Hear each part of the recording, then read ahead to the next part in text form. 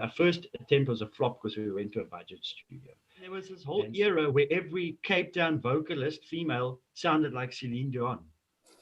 So there's a lot of that thing going on. There was, imitating and a lot of imitating and stuff. And yes, it gets you gigs because you sound good and you sound familiar. That video went on to MTV, International MTV. They played that. That song got playlisted around the world. Yeah, the Europeans seem to catch on to our music way more than, let's say, the Americans. A few of my long-lasting friendships always seem to involve the shared love for music. My next guest not only enjoyed listening to music, but he also wrote and played his own music. Hi, Salam Neil, how are you doing? Hello, Siraaj. How are you doing? Salam. Oh, good, brother. Geez, I'm going to make us feel very old now, no? But we met 25 years ago when I was a sales rep for Voice of the Cape when they did a Muslim radio, community radio station in the Cape Town, that when they did their special license for the month of Ramadan. And then I used to go and sell the radio ads. A mutual friend of ours, Akira Muhammad, then wrote the scripts for those jingles and voiced. And then you added your music to those jingles. Do you remember all that? I remember all that like it was yesterday. But okay, so that's how we met, and then but you were working you were also still you were a frustrated musician that was working a 9 to 5 in a bank, net bank to be exact. Yes, now I'm a frustrated musician. So what's changed? I just realized that, especially now with the way COVID has affected things. But so all that's changed is my job or my career because I'm still frustrated. That part stays the same. I used to chill with your acoustic guitar, and then you used to start play a few chords, and then you used to write shit down, and I used to sit there going like, I was like in awe, and you were like, "Are you cool with this? I mean, it's just boring." And I'm like, "I just continue. It's all right. It's all right." You remember that? Remember that cool process? And then through that process, you ended up with something. You ended up with this. Yeah. You still got that? Where'd you find that? Bro, I don't. This is gold. Nobody else has it. So just talk us through. Remember getting through that, and then forming Calamity Jane.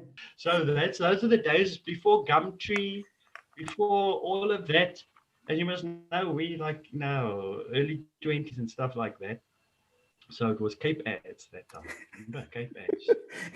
But no, wait, I also did the August. Don't worry, I did the August too and did paid advertising. Remember, you had to pay for With your advertising. phone, you have to give your phone number to open the account. Oh, and and people are phoning at the bank, and the woman on the switch, and people don't read adverts. I clearly state my name, ask for, I give the number and say, ask for, and then they get to the receptionist and say, oh, I'm responding to an ad. So the receptionist obviously has there's a building of 50 to 100 people. How much she know who it's for? Finally they find out it's me, and then I'm getting the third degree because, like, why are you making the switchboard full? People are phoning in. Anyway, cut the long story short. So yes, I did the advertising, and I set up an audition day, and I said, like, this is what we want to do. If you want to, if you want to rock up, and we'll just go through, things. So I had like 20 people rock up. I got one person out of the audition, but it was still worthwhile because I got the singer, Yeah, Mandy. what was the name? Mandy. Mandy, Yeah, and she yeah. came in. She was totally never done any training, never done any sort of singing, but and she just had this voice of an angel, and I was like, wow. And so yeah, so that we got that from that.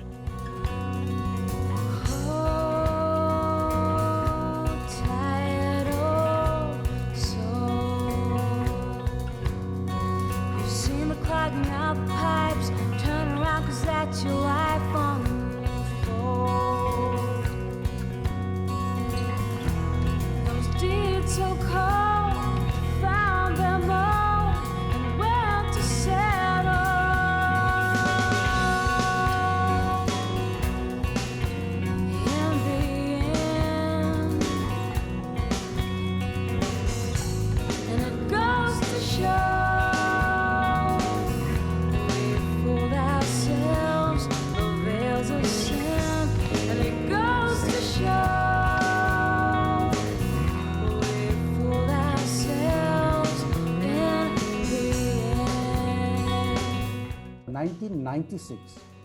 That's when I started at Cavet, and then I used to come running around with video cameras with umbilical cords while you guys were rehearsing. So which band was that? And then I used to That's the same band. What was the peaks that you reached with that band? The first thing, we were a young band, inexperienced band. A lot of people there. It was their first band. As I say, like even the singer, she had the most beautiful voice, but she hadn't done much singing, so she didn't have that. There were a lot of. So I just want to set the scene. So we did very well for what it was, and some of the things we recorded that demo. That was a highlight because we did we first did a recording and it was a flop, not from our side, but the studio was just, this is one of the major problems that you can have as a band is you don't really know a lot. And so you go into a studio, you see studios advertising, you come across studios or people even recommend studios, and you go there and they're already just, especially if they're budget studios, and that studio was a budget studio, and you don't kind of really realize at that time the difference between a budget studio and, like a really good studio and even a middle of the road studio. And our first attempt was a flop because we went to a budget studio.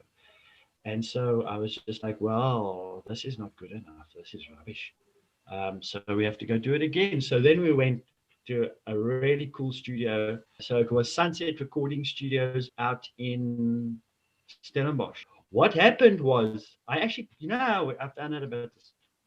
So I got hold of 9 CD. I bought 9 CD. 9, the band 9. Yeah. And I listened to the CD and I said, these 2 tracks, I think it was, sound so much better than the others. And so I went to look at the sleeve and I saw, oh, okay, but these 2 tracks that I think sound nice were done at this Sunset Recording Studio. I mean, they like us, they're a Cape Town band, so they've got the same access to the same studios back then that we could have.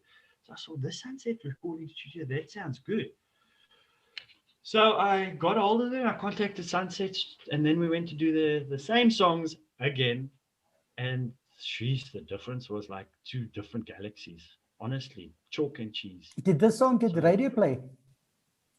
So yes, so you're talking about peaks. So we managed to record the demo again after the first disappointment, and we sent that demo in. And so at that time, Barney Simon, he played some of it. Then from that recording in Stellenbosch, one of the guys who was bringing out that time, he was bringing out a compilation every year of SA bands, like South African bands. And I think it might have even been particularly more the Cape Town, Boland area. And he put a compilation and he liked the songs. So he took the 2 songs and he put it on the compilation. So once it was on the compilation, it was a proper, commercial release. And so from that, we managed, or someone got it onto airplay. So one of the tracks got airplay, got playlisted and went onto rotation on 5FM. And then we started doing various festivals because, one door led to another. And we managed to do like Up the Creek, and I think it was called Wingerd Rock or something like that. That was out that way too in the Boland. So yeah, I got to play some festivals, and obviously gigs got fuller. So that was cool. And started the lifestyle of a rock star. No. That was still before then. That was still while I had the corporate job. Yeah, I just remember that. And then this happened. Then a new what happened to, I think your vocalist had to focus on a school or something, and then you were forced to go and start another band. Yeah, so basically Calamity Jane disintegrated, or people started going their own way and blah blah blah blah blah. After a couple, 2, 3, 4 years, I can't remember. And then, but the guitarist, the lead guitarist, he stayed with me. He stuck with me, and we had a drummer from Calamity Jane, but who wasn't the original drummer. So there were still like 3 of us. I was doing bass. There were 3 of us, and we just needed to find a new singer. And then we totally basically became a new band, because what we did was we went with a male vocalist. The Calamity Jane was a female vocalist. We went with a male vocalist, and we went more to the rock side and less of the pop.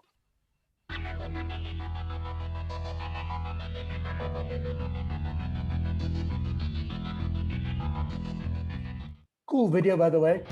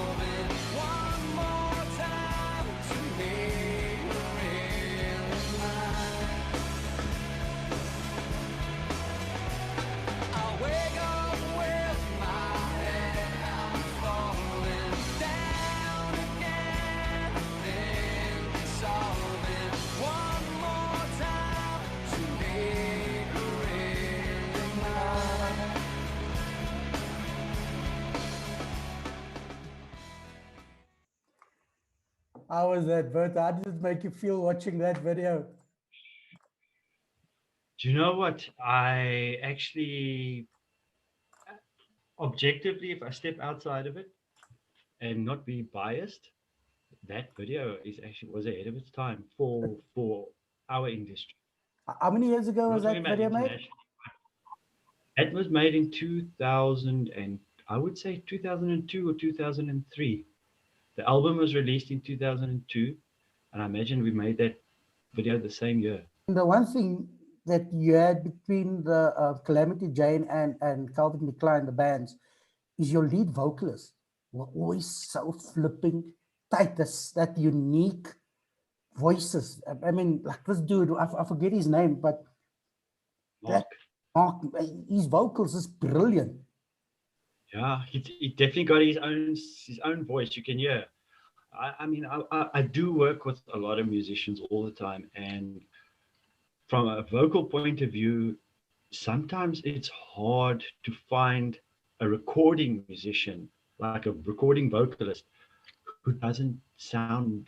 It could be one of 100 people. Exactly, that can be a problem. Yeah. So that to have that unique voice is and especially it's like especially in the South African context, because what we do is when we listen to a new band, we go, oh, they sound like REM. They sound like so-and-so. We always go, they sound like. But when you hear vocals, a vocalist that sounds like this, then you go, wow, this is amazing. Because you've got nobody to compare it to, and you just go, flip, this is such a cool track, or this is such a cool band. I mean, there was this whole era where every Cape Town vocalist, female, sounded like Celine Dion. So there's a lot of that thing going on. There was, imitating and a lot of imitating and stuff. And yes, it gets you gigs because you sound good and you sound familiar. But the problem comes in if you're an original artist, it can work against you because it's kind of this way and that way. Because on the one hand, it helps you because people can relate to you quicker because you have a familiar sound, but at the same time it works against you because then you just become run of the mill. You No. sound like everybody else. So yeah, it's a tricky balance. So we were very blessed to but with this have band, Mark in his unique voice. with this band, you started the rock star lifestyle. Because I remember going with you guys to the Akker in Stellenbosch, and then we partied in so many different places. And I'm like, no, I'm with him. I'm with the band. But some of the highlights for Calvin Klein. Well, as I said, the band was actually my first band where it was so tight and everything just came together. The performance, the playing, the songs, the recordings, everything. And we had so much, people supported us so much. I'm not only the audience, people coming to watch the shows, but just venue owners, studio owners, then some people who were doing media things. So many people actually got on board. There was such this groundswell and this beautiful wave of support and encouragement. You yourself helped us out. Do you remember that? And so we went on as a band to do all the major festivals in this country. Okay, we did all of them. We recorded an album. Out of that album, 5 of the songs got playlisted. Okay, we got a video. That video that you played, we got that video done for all we had to pay for was the processing of the film. That rig, the catering, the actors, the entire movie set was done at someone else's expense. Okay, it was a sponsored thing. That video went on to MTV, International MTV. They played that. That song got playlisted around the world, Australia, USA, some of the countries in Europe. The Europeans seem to catch on to our music way more than, let's say, the Americans. But in like places like Belgium and Denmark and these like little weird little things you wouldn't expect, took off there. A lot of people played it there. It was just phenomenal, and we got onto compilations. We played SABC2, SABC3, and we toured the country. We actually did the rock and roll lifestyle with that one. So that was terrific. Like what you see? What is the future? Because it's crazy now with COVID. I mean, it's obvious how it's affecting you as a musician, not being able to play. Okay, so obviously, as you say, musicians were shut down, like tourism and stuff. A lot of industries got shut right down. So that's been a blessing in a way, because I've had to find other forms of income.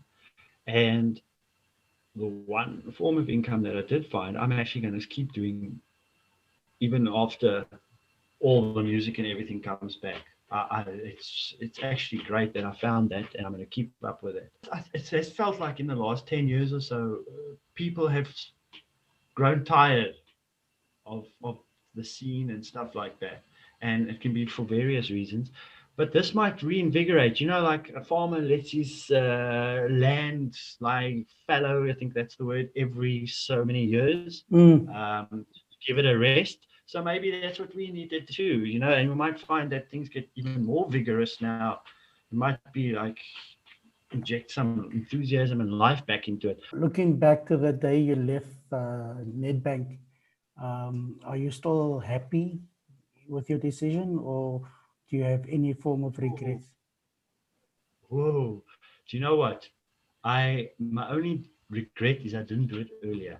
I didn't do it sooner.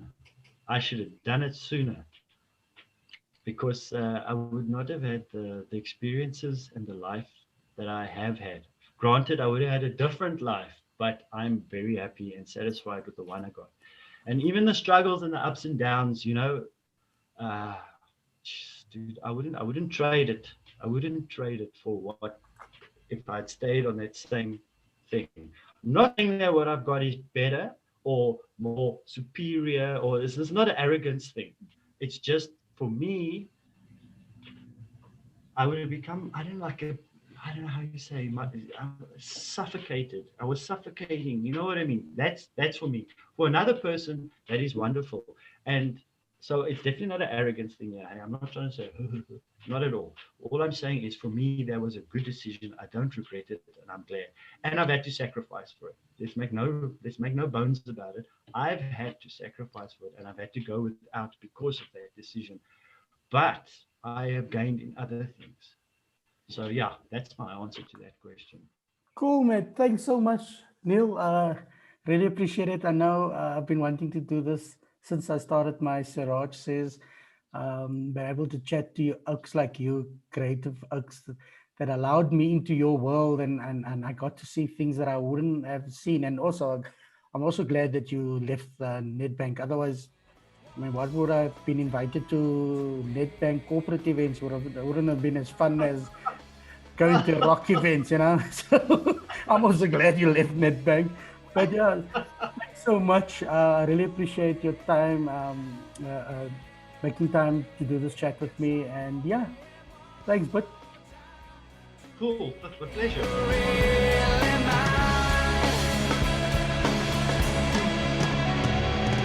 Wake up with my head, I'm falling down again. I think it's all been one more time to make her real.